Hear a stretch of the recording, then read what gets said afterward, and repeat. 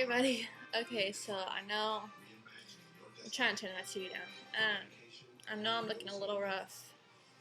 It's me. Y'all are gonna see who I am. I just got out the shower and I have had a very long night and I'm tired. Um, so I just kind of took a hot bath, deep conditioned my hair, have a mask on. I'm gonna do my eyebrows and stuff like that after this, but um, so today I'm going to actually talk about how to deal with your soldier leaving. This is just from my experience. He is in the Army and he is currently gone to basic training and will be back August 30th. Um, I will go up there with his family and some of my family to watch him graduate, hoping that Alex will come within the 15th. Um, Basically, it's hard. Everybody has to cope with it their own way. I'm not going to tell you how to cope with it. I'm just going to tell you how I did it. And it was really hard for me, especially with my hormones everywhere and being about 7 months pregnant when he left. I had him there at every single doctor's appointment. Every little thing he saw, especially, the sonograms, hearing the baby's heartbeat. When I got sick, my blood pressure dropped and he was there. And we were just always together, and we've been together since our junior year. So we had never had time apart. I'm getting my hormones jacked up. I'm gonna start crying. We had never had time apart like this, and it's a whole new thing when he left. But it's for a short amount of time. I haven't had to deal with him going on any type of tours or him having to leave for a long time, and I hope that I don't have to deal with that for a while. He's only been gone since June 17th, and it hit me hard because we've never been far apart for not even a week. So it's hard. When he left, I went and I dropped him off, and my brother has actually been staying with me just to kind of help, and that has helped a lot because me and my brother are real close. I have his family here that I talk to every day, and they help a lot, especially his mom. I talk to her every single day, and she helps me get through it. She's like, well, remember when he gets back, he's going to annoy you, this and that. She even had voicemails where he was calling her, and he was like, mom, mom, mom, mom, mom, like just blowing her phone up, being so annoying, and that really helped me. I have some of his voicemails that he left that I had saved that I listened to, and whenever he left, we were used to texting each other all day, throughout the day, and they take your phone up when you go, so you can't do that. We haven't had any phone calls since he left, and we won't get any phone calls. I won't basically talk to him until I see him again, until it's family day and then graduation. So it's been hard. So what I did was, on the computer, I started, every single time I felt like I needed to talk to him, I would go and to Notepad and I would write to him, just basically acting like I was talking to him, and it helped a lot. It helped me vent, and that's what I did. The letter ended up coming out to, his first letter ended up coming out to 7 pages, and I sent it. But what I didn't realize is that whenever you send a letter and it's over like an ounce, you have to pay for it, and I didn't know that, and I was sending him a whole bunch of letters. But whenever I started getting letters from him, in his letters, he was saying that he wasn't receiving any of my letters. He would wait to get them, wait to hear his name called, and never heard his name called. And that, broke my heart. I was constantly crying because I didn't understand. I didn't understand why he wasn't getting my letters.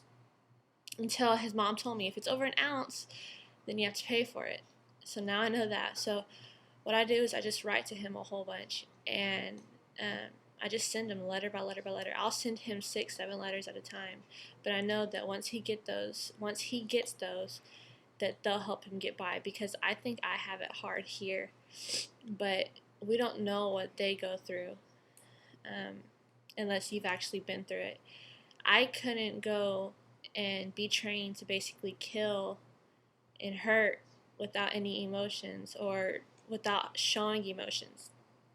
I couldn't just leave my family for a while and go to this camp where it's a whole bunch of people that I've never met in my life, and I have to basically share room, like my bunks with him. I couldn't do that. I don't know. I wouldn't know how to do it. So I thank him, and I'm very proud of him, just like every other soldiers that are out there. I thank them, and I'm very proud of them, and I'm blessed to have them out there representing our country. You can't send them packages, which is understanding. You know, they can send you little things. Like my husband actually sent me a rosary that he had prayed on at Catholic Mass, because they do have like church over there, church ceremonies there that they can go to. And he sent me one of those that he prayed on, and he sent me a letter. And then he even sent me, like last night, I got 3 letters from him, and it had been 2 weeks. And I understand that it was going to be a little while, because right now they're going through all their testings to see if they graduate or not. So I was like just sending him letters, just knowing that I'm okay and that Alex is okay, and Buddy, which is our little chihuahua, is okay. Family's doing good. We're just ready for him to come home, but for him to basically go out there and kick ass. I just kept sending him letters, and finally I got 3 letters last night, and he was like, I feel bad because I don't know if you've received my paychecks or not, and so here you go. And what he was doing was his little MREs and granola bars and stuff that he was getting, he was saving them to go upstairs and sell them. And he sent me $23 from it, and I felt so bad because I received his paychecks, and what I did was I paid all of our bills ahead of time, so we had nothing to worry about, so we can enjoy the time that we have left here at the apartment, because our lease is up in October, before he has to start working and really busting his you-know-what, and before I can start getting a job. He doesn't want me working anytime soon, but when you're pregnant and you're at home 24/7, it gets depressing. And I know that I can't go and start working when the baby's 2 weeks old. I know that, but I do know that I can go when he's at least 6 weeks. And I know I have family that said that they would take care of him, and it would be a really big burden off my shoulders to know that I can help my soldier and be that independent lady, but yet count on my soldier. So even while he was gone, he was still basically doing his little high school hustling thing that he does, and you can tell how much they changed, because when he left, and even before, he had a really bad temper. He was one of those guys where he thought nobody can kick my ass. You know, I'm all that in a bag of chips type of thing. And high school, he was a bad kid. He was a very bad kid. But you know, just in the letters that he writes, and even you guys, you know, you wives, you moms, dads, you know, whoever's watching this, you'll start to see in your letters how much that the military changes and creates a man out of your boy. I know a lot of people think, well, joining the military is bad because once they see that, it's going to screw with their mind, and you see people killing their wives. It's just all how you intake it. Just like police officers. My mom was a police officer. My family is, police. They're all, part of that field. But it's like they offer counseling. Everybody is going to see something like that. Whether or not you're even in that type of field, if you're in the medical field, you could just be driving down the street and see somebody get killed. You never know how you're going to react to it. So I don't like when people sit here and judge. I mean, that's just my opinion. Everybody has their own input on that. But our soldiers, they're out there just like our police officers, our firefighters, our, EMTs, everybody. They're all out there to support us, to help us. And basically, they're risking their lives. I don't know if I could risk my life. I don't know how my mom has done it. I mean, I don't know if I could throw my body in front of somebody else, or take a bullet from somebody else that I don't know, knowing I have a family at home that I have to get home to, a son that will be here soon that's going to want me to come home every night, because I remember going through that with my mom. I remember hoping she would come home every night, and she did. And now that we heard some bad news, that she might have, some cancer. It's really hard.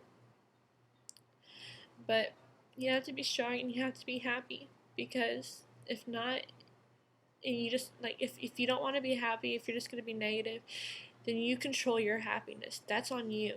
You decide that. And all you can do is pray to God. I mean, I'm angry.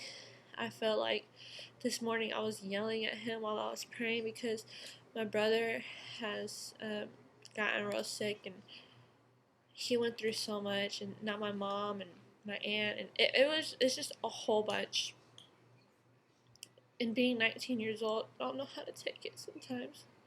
I pray, but I'm like, I wonder if I pray to you and I tell you how I feel and I ask you to take it over, to take it out of my hands, why are you still going to put me through this? So it's just all really on how you partake everything and how you control your happiness. I'm blessed that he's given me my baby, but I feel like because he's given me my baby, he's taken somebody out of my life. And I pray to God that that's not what it is. I hope that it's just something small that they can take out and remove out of my mom, and we can all grow old together. But yeah, other than that, back to getting onto the situation on how to really keep content. It's keep yourself busy. I mean, if you're pregnant, it's going to be even harder because your hormones, but know that they'll be back. Unless they're like off in a tour, then that's a little bit harder because you don't know if they'll come back. You can see like a zigzag from where my tears. Unless they're like in a tour, then all you can really do is pray and keep faith. Send them letters letting them know that everything's going to be okay. There's others out there for first time mothers, for spouses, for everybody. They have classes or counseling out there. Just go to your churches. Even if you call their sergeant, they will help you out. If you have problems with bills, I know we had struggles at first because his paychecks weren't coming in and our bills were long past due. And it was just so much, So I called his sergeant and I said, I don't know what to do. You can talk to them. Well, a lot of them, they'll tell you, come talk to me if you need anything. And his sergeant was like that. So I called him, and he just kind of reassured me that everything was going to be okay, that his checks were going to come in, that if I needed help and his checks hadn't came in on time, that they were going to evict us or whatever. If they were, then there's groups out there that he was going to help me sign up with, and they help pay all your bills and provide you money.